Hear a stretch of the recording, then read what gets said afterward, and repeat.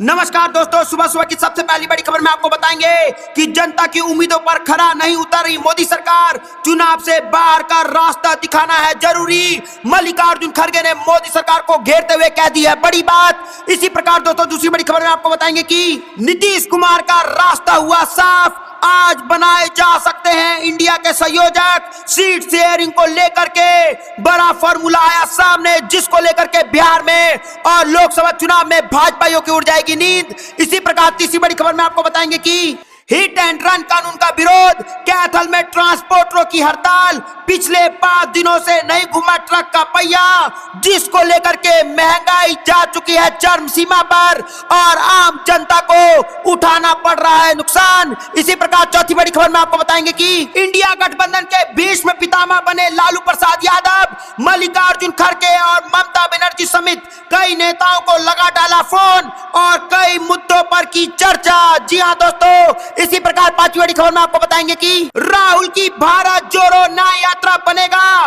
कांग्रेस के लिए लोकसभा चुनाव अभियान का आधार स्तंभ और 110 जिले, 100 लोकसभा सीटें व 337 विधानसभा सीटें करेंगे कवर, जिसको लेकर के भाजपाइयों में मच चुका हड़कंप। दोस्तों आप भी राहुल गांधी के साथ खड़े हैं और भारत जोड़ो या न्याय यात्रा के साथ है तो दोस्तों कमेंट में जय हिंद जरूर लिखिएगा। और दोस्तों आप भी लोकसभा चुनाव 2024 में इंडिया गठबंधन के साथ खड़े हैं तो इस वीडियो को लाइक कर लीजिए, चैनल को सब्सक्राइब करके रख लीजिए और कमेंट में इंडिया जरूर लिखिएगा। रुक करते हैं पहली खबर की तरफ। जनता की उम्मीद पर खरा नहीं उतरी मोदी सरकार, चुनाव में बाहर का रास्ता दिखाना जरूरी। मल्लिकार्जुन खड़गे ने दे दिया है बड़ा बयान। जी हां दोस्तों, हम आपको पता चले कि कांग्रेस अध्यक्ष मल्लिकार्जुन खड़गे ने प्रधानमंत्री नरेंद्र मोदी के नेतृत्व वाली सरकार नकारा करार देते हुए कहा है कि 10 साल के कार्यकाल में भारतीय जनता पार्टी सरकार के नाम कोई उल्लेखनीय उपलब्धि नहीं है और उनसे कांग्रेस के आधुनिक भारत बनाने के प्रयास को नजरअंदाज कर देश का बड़ा नुकसान किया है। खड़गे ने आज यहां पार्टी मुख्यालय में कांग्रेस के प्रदेश अध्यक्षों, विधायक दलों के नेताओं तथा पार्टियों के वरिष्ठ पदाधिकारियों की बैठक को संबोधित करते हुए कहा कि मोदी सरकार जनता की उम्मीद पर खरा नहीं उतरी है, इसलिए 2024 के आम चुनाव में उसे बाहर का रास्ता दिखाना जरूरी है। उन्होंने कहा भाजपा सरकार ने पिछले 10 वर्ष में एक भी ऐसा काम नहीं किया है जिससे मील का पत्थर कहा जा सके। वह कांग्रेस के नेतृत्व वाली संयुक्त प्रगतिशील गठबंधन सरकार के जमाने की योजनाओं का नाम और रूप बदलने का काम करते हैं। सार्वजनिक क्षेत्र की कंपनी और बड़े संस्थानों को बेच रहे हैं और देश की लाइफलाइन रेलवे से लेकर के हर संस्थाओं को तबाह कर रहे हैं। ईडी, सीबीआई, आईटी जैसी संस्थाओं का खुलेआम दुरुपयोग कर रहे हैं और प्रधानमंत्री मोदी का आज तक मणिपुर ना जाना बताता है कि यह राष्ट्र सवालों पर कितना गैर जिम्मेदारी से काम कर रहे हैं। तो दोस्तों यहाँ पर मल्लिकार्जुन खड़गे ने मोदी सरकार को घेरते हुए कहा है और साफ साफ कह दिया कि मोदी सरकार कुछ नहीं कर रहे हैं, सिर्फ कांग्रेस द्वारा जो काम किए गए थे उसका नाम बदल रहे हैं और ईडी, सीबीआई का दुरुपयोग कर रहे हैं। दोस्तों आपको भी ऐसा लगता है कि मोदी सरकार के राज में बेरोजगारी और महंगाई चरम पर है और मोदी सरकार सिर्फ नाम बदलने का काम कर रही है? आपको जो भी कुछ लगता है कमेंट जरूर बताइएगा, वीडियो को लाइक जरूर करिएगा। रुक करते हैं अगली खबर की तरफ। नीतीश कुमार का रास्ता साफ, आज बनाए जा सकते हैं इंडिया गठबंधन के संयोजक। सीट शेयरिंग का यह होगा फॉर्मूला। जी हां दोस्तों, हम आपको बता चलें कि इंडिया गठबंधन की शनिवार को होने वाली रही बैठक, वर्चुअली बैठक में मुख्यमंत्री एवं जेडीयू के राष्ट्र अध्यक्ष नीतीश कुमार के इस गठबंधन संयोजक बनाने की घोषणा हो सकती है। कांग्रेस के राष्ट्र अध्यक्ष मल्लिकार्जुन खड़गे ने इसका संचालन करेंगे। इसमें नीतीश कुमार सहित गठबंधनों के सभी घटक दलों के प्रमुख शामिल होंगे। सूत्रों ने बताया कि घटक दलों को इसकी जानकारी दे दी गई है, उन्हें एजेंडा भी बता दिया गया है। संयोजक की घोषणा पहला एजेंडा हो सकता है। इसके अलावा नीतीश कुमार के फॉर्मूले के तहत भाजपा के एक के मुकाबले विपक्ष का एक उम्मीदवार देने पर भी बातचीत होगी। नीतीश लंबे अरसे से कह रहे हैं कि घटक दलों के बीच लड़ने वाली सीटों का बंटवारा जल्द से जल्द हो और सूत्रों ने बताया कि नीतीश कुमार के संयोजक बनने पर सभी दलों की सहमति मिलने के बाद ही बैठक की तिथि तय की गई है। तो दोस्तों यहाँ पर नीतीश कुमार को बना जा रहा है इंडिया गठबंधन का संयोजक, जिसको लेकर के इंडिया गठबंधन और होगा मजबूत और नीतीश कुमार का रास्ता हो चुका है साफ और सीट शेयरिंग का लेकर के फॉर्मूला भी होगा तय, जिसको लेकर के लोकसभा चुनाव 2024 में मोदी सरकार की उड़ जाएगी नींद। क्योंकि अगर सारे विपक्षी दल एक साथ चुनाव लड़ेंगे तो भाजपा का हारना हो जाएगा तय और इंडिया गठबंधन की होगी जीत। आपको जो भी कुछ लगता है दोस्तों कमेंट जरूर बताइएगा, इस वीडियो को लाइक जरूर करिएगा।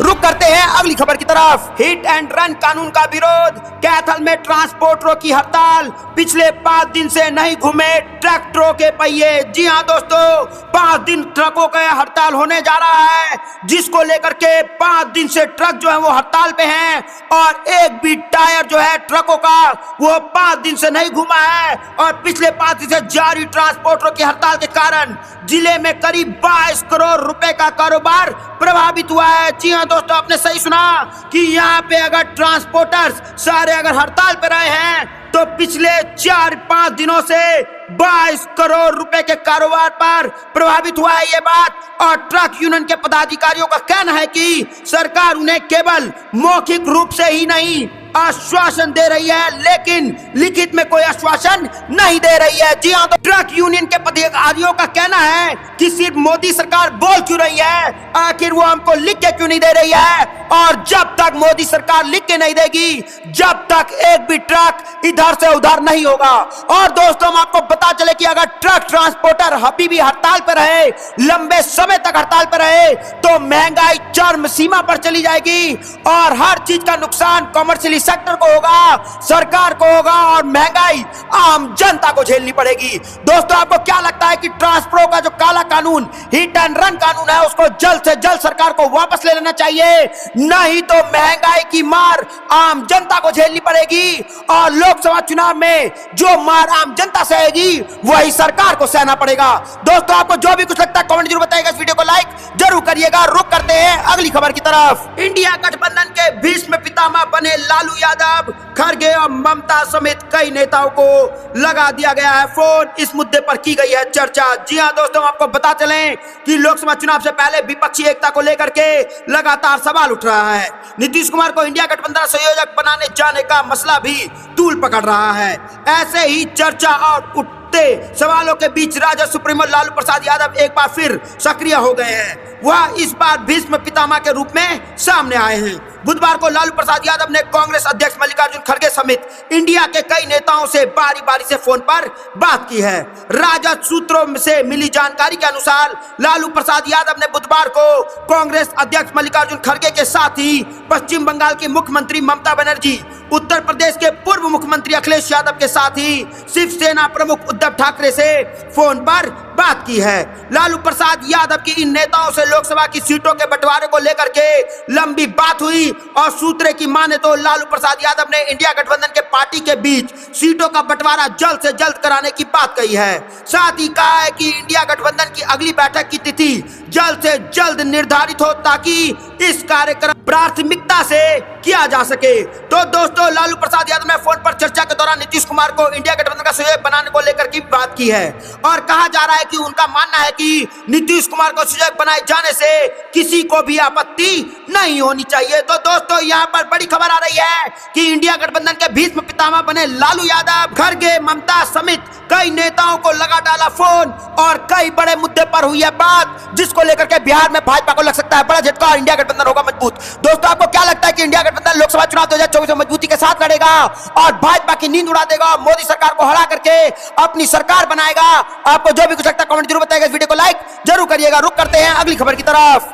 राहुल की भारत जोड़ो न्याय यात्रा बनेगा कांग्रेस के लोकसभा चुनाव अभियान का आधार स्तंभ। 110 जिले, 100 लोकसभा व 337 विधानसभा सीटों से करेंगे कवर। जी हां दोस्तों, आपको बता चले कि लोकसभा चुनाव की उल्टी गिनती के बीच मणिपुर से 14 जनवरी को शुरू हो रही राहुल गांधी की पूर्व से पश्चिम तक भारत की यात्रा को कांग्रेस ने अब भारत जोड़ो न्याय यात्रा का नाम देने का फैसला करते हुए सहयोगी इंडिया गठबंधन के नेताओं को भी इसमें शामिल होने का न्योता दिया है। मणिपुर में मुंबई तक 6,713 किलोमीटर से अधिक लंबी यह यात्रा अरुणाचल प्रदेश समेत 15 राज्यों को 110 जिले और 100 से अधिक लोकसभा तथा 337 विधानसभा सीटों से होकर गुजरेगी। न्याय यात्रा के दौरान राहुल गांधी सबसे अधिक 11 दिन उत्तर प्रदेश में बिताएंगे, जहां 1074 किलोमीटर की उनकी यात्रा 20 जिलों से होकर गुजरेगी। राहुल गांधी की इस यात्रा का उत्तर प्रदेश में प्रवेश प्रधानमंत्री मोदी के संसदीय क्षेत्र बनारसी में होगा और प्रयागराज, लखनऊ, बरेली, आगरा, अलीगढ़ होते हुए राजस्थान के धौलपुर में प्रवेश करेगा। राहुल गांधी की यात्रा अपने परिवार की परंपरागत राजनीतिक कर्मभूमि रायबरेली और अमेठी से होकर भी गुजरेगी। कांग्रेस के संचार महासचिव जयराम रमेश ने कहा कि न्याय यात्रा कन्याकुमारी से कश्मीर तक की भारत जोड़ो यात्रा के विस्तार है, जिसमें राहुल गांधी आर्थिक, सामाजिक और राजनीतिक न्याय पर पार्टी के दृष्टिकोण को जनता के बीच ले जाएंगे। वहीं यात्रा का नाम बदले जाने के सवाल पर रमेश ने कहा कि खड़गे समित बैठक में भाग लेने वाले सभी नेताओं ने एक बार सुर में राय जाहिर की थी कि भारत जोड़ो यात्रा की सफलता ने इसे अपने आप में एक ब्रांड बना दिया है और लोगों का मन में यह बात बैठ गई थी कि इसका मूल्य खत्म नहीं होना चाहिए, इसलिए इसे भारत जोड़ो न्याय यात्रा का नाम दिया गया है और इस सप्ताह इसका थीम संग और लोग भी जोड़ दिए जाएंगे। तो दोस्तों, यहाँ पर भारत न्याय यात्रा निकालने जा रहे हैं राहुल गांधी, जिसमें जो है 110 जिले, 100 लोकसभा सीट व 137 विधानसभा सीटें करेंगे कवर, जिसको लेकर के उत्तर प्रदेश समेत कई राज्यों में भाजपा को लग सकता है बड़ा झटका और राहुल गांधी लोकसभा चुनाव 2024 में होंगे मजबूती के साथ खड़े। आपको जो भी कुछ लगता है दोस्तों कमेंट जरूर बताइएगा, वीडियो को लाइक जरूर करिएगा। रुक करते हैं अगली खबर की तरफ। अरविंद केजरीवाल को अरेस्ट किए जाने की आशंका पर बोले संजय राउत, भाजपा को दे दी चुनौती। जी हां दोस्तों, आपको बता चले कि अरविंद केजरीवाल की गिरफ्तारी के कयासों के बीच शिवसेना के नेता और सांसद संजय राउत ने भाजपा पर निशाना साधा है और हमला करते हुए उन्होंने कहा कि भाजपा विपक्ष को जेल में बंद कर चुनाव कराना चाहती है, क्योंकि भाजपा सरकार को विपक्ष से डर लगता है। बीजेपी विपक्ष के नेताओं को या तो अपनी पार्टी में शामिल करना चाहती है, नहीं तो जेल में डालना चाहती है। जी हां दोस्तों, यहां पर संजय राउत ने भाजपा सरकार और मोदी सरकार को घेरते हुए बड़ा प्रश्न उठा दिया है कि आखिरकार इंडिया गठबंधन और विपक्ष से मोदी सरकार इतनी डर क्यों रही है। जब उसे विश्वास है कि वो जीतेगी तो हमें छोड़ क्यों नहीं देती, हमारे पीछे ईडी और सीबीआई क्यों लगा रखा है। और अगर मोदी सरकार डर गई है तो वो लोकसभा चुनाव से पहले ही हार गई है और अगर उन्होंने केजरीवाल को जेल में डाला तो वो लोकसभा चुनाव में और बुरी तरीके से हारेंगे, क्योंकि इंडिया गठबंधन का हर एक नेता जो है वो ईमानदार है और मजबूती के साथ लोकसभा चुनाव लड़ेगा और इंडिया गठबंधन को मजबूत करेगा। दोस्तों, आपको क्या लगता है कि मोदी सरकार विपक्षी दल इंडिया गठबंधन से डर चुकी है और अरविंद केजरीवाल जैसे नेताओं पर ईडी का छापा मरवाना, उनको जेल में ठूसना चुनाव से कुछ महीने पहले, ये सब गलत है और लोकतंत्र का हत्या कर रही है मोदी सरकार। आपको जो भी कुछ लगता है कमेंट जरूर बताइएगा, इस वीडियो को लाइक जरूर करिएगा। रुक करते हैं अगली खबर। बिहार में हो गया सीट बंटवारा, 16 सीटों पर लड़ सकती है जेडीयू और आरजेडी।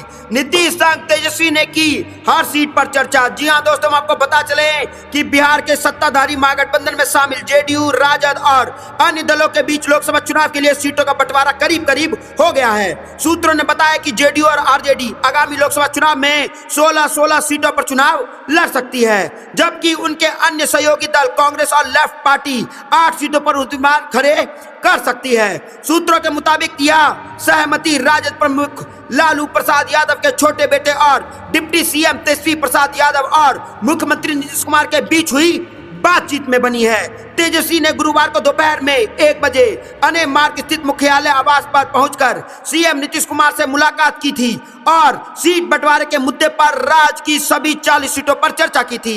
ऐसा समझा जा रहा है कि तेजस्वी अपने पिता लालू प्रसाद यादव के संदेश लेकर नीतीश के पास गए थे, जिस पर दोनों मुख्यमंत्री और उप मुख्यमंत्री में चर्चा की गई। राजद के एक वरिष्ठ नेता ने कहा कि एक मोटे फॉर्मूले के अनुसार राजद और जेडीयू 16 सीटों पर चुनाव लड़ेगी, जबकि कांग्रेस को 5 और वाम दलों को 3 सीटें दी जाएगी। उन्होंने कहा कि कुछ प्लान्स या माइंस पर समझौता किया जा सकता है। बिहार में लोकसभा की 40 सीटें हैं। राजद नेता ने टीओआई से कहा, हालांकि सीट बंटवारे को लेकर लगभग अंतिम रूप दे दिया गया है, लेकिन कुछ सीटों पर अभी भी कुछ दिक्कतें हैं जहां राजद और जेडीयू दोनों चुनाव लड़ चाहते हैं। उन्होंने कहा कि इस मुद्दे को जल्द ही सुलझा लिया जाएगा। तो दोस्तों यहाँ पर बिहार से बड़ी खबर आ रही है कि बिहार में हो गया है सीट बंटवारा और 16 सीटों पर लड़ सकती है जेडीयू और आरजेडी। नीतीश के संग तेजस्वी ने भी हर सीट पर की चर्चा। दोस्तों आपको क्या लगता है कि इंडिया गठबंधन लोकसभा चुनाव में मजबूती के साथ लड़ेगी, भाजपा को लगेगा बड़ा झटका?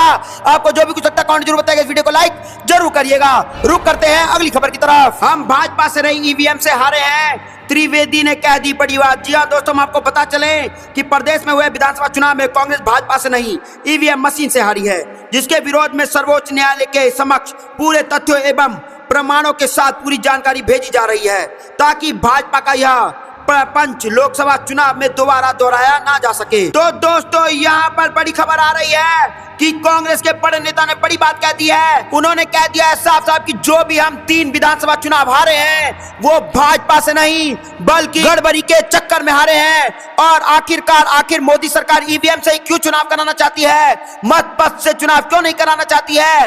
और ईवीएम को लेकर के कांग्रेस के बड़े नेता ने फिर से उठा दिया है बड़ा सवाल। और दोस्तों आपको क्या लगता है कि ईवीएम को सही में हैक किया जा सकता है कि नहीं? क्योंकि ईवीएम एक मशीन है और वो सॉफ्टवेयर से चलती है, और अगर मोदी सरकार को इतना ही भरोसा है वही जीतेगी, तो आखिरकार वो ईवीएम हटा करके एक बार मत पथ से चुनाव करा क्यों नहीं लेती? क्योंकि सारे विपक्ष जो है वो मत पथ के समर्थन में है।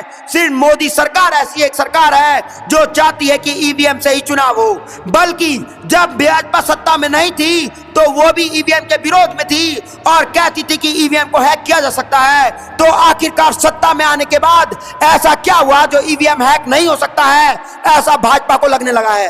दोस्तों आपको क्या लगता है कि ईवीएम हैक हो सकता है कि नहीं हो सकता, कमेंट जरूर बताइएगा। इस वीडियो को लाइक, चैनल को सब्सक्राइब करके रख लीजिएगा। रुक करते हैं अगली खबर की तरफ। बीजेपी के 400 सीट जीतने के दावे पर शरद पवार का बड़ा बयान। कहा पीएम मोदी सिर्फ भाषण देते हैं या ईवीएम हैक कराते हैं। जी हां दोस्तों, आपको पता चले कि राष्ट्रवादी कांग्रेस पार्टी के संस्थापक शरद पवार ने गुरुवार को कहा कि लोकसभा चुनाव से पहले देश में राजनीति स्थिति भारतीय जनता पार्टी के लिए अनुकूल नहीं है। उन्होंने भाजपा के 400 से अधिक सीट जीतने संबंधित दावे को खारिज करते हुए कहा कि वह कई राज्यों में सत्ता से बाहर है और पश्चिम महाराष्ट्र में अहमदनगर जिले के सिडनी में आयोजित पार्टी में एक सम्मेलन में एनसीपी कार्यकर्ताओं को संबोधित करते हुए उन्होंने कहा कि 2014 में केंद्र में सत्ता संभालने के बाद भाजपा ने कई कार्यक्रम को घोषणा की थी और कई आश्वासन दिए थे, लेकिन उन्हें लागू नहीं किया गया और लोगों को धोखा दिया गया। जी हां दोस्तों, यहाँ पर मोदी सरकार ने आम जनता को धोखा दिया है, ऐसा कह दिया गया है शरद पवार द्वारा। और उन्होंने आगे कहा कि पूर्व केंद्रीय मंत्री ने कहा कि लोग को अब इसका एहसास होने लगा है कि पवार की पार्टी राष्ट्रीय स्तर पर गठित विपक्षी इंडिया गठबंधन में शामिल है। उन्होंने कहा कि देश में स्थिति बीजेपी के लिए अनुकूल नहीं है। राज्यसभा सदस्य ने कहा कि भाजपा नेता ने कुल 543 में से 400 से अधिक सीटें लोकसभा सीटें जीतने का लक्ष्य रखा है, लेकिन पार्टी वर्तमान में कई राज्यों में सत्ता में नहीं है। उन्होंने कहा कि भाजपा केरल, तमिलनाडु, आंध्र प्रदेश, तेलंगाना, दिल्ली, पंजाब, पश्चिम बंगाल, बिहार और झारखंड में सत्ता से बाहर है। तो आखिरकार इतना बड़ा दावा कर कैसे सकती है? शरद पवार ने नरेंद्र मोदी को कटाक्ष करते हुए कहा कि आश्वासन दिया गया था कि 2022 तक किसानों की आय दोगुनी हो जाएगी। इसके पास पक्के घर नहीं है, उनके पास पक्के घर होंगे, लेकिन इन वादों को पूरा नहीं किया गया।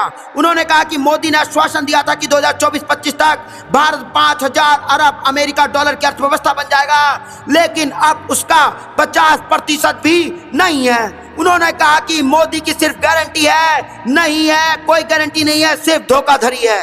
दोस्तों आपको क्या लगता है कि जो भी 400 सीटें जीतने का दावा कर रही है और शरद पवार ने जो बात कही है वो सब सही है और भाजपा की होने जा रही है बुरी हार? आपको जो भी कुछ लगता है कमेंट जरूर बताइएगा, इस वीडियो को लाइक जरूर करिएगा। रुक करते हैं अगली खबर की तरफ। रायबरेली सीट से लोकसभा चुनाव लड़ सकती है प्रियंका गांधी, सियासी गलियारों में चर्चा हुई तेज। जी हां दोस्तों, हम आपको बताते चलें कि लोकसभा चुनाव को लेकर के देश में सियासी हलचल बढ़ गई है। वीवीआईपी सीटों के उम्मीदवारों को लेकर के चर्चा तेज हो गई है। इसी बीच कांग्रेस के पूर्व अध्यक्ष सोनिया गांधी के चुनाव लड़ने को लेकर के बड़ी खबर सामने आई है।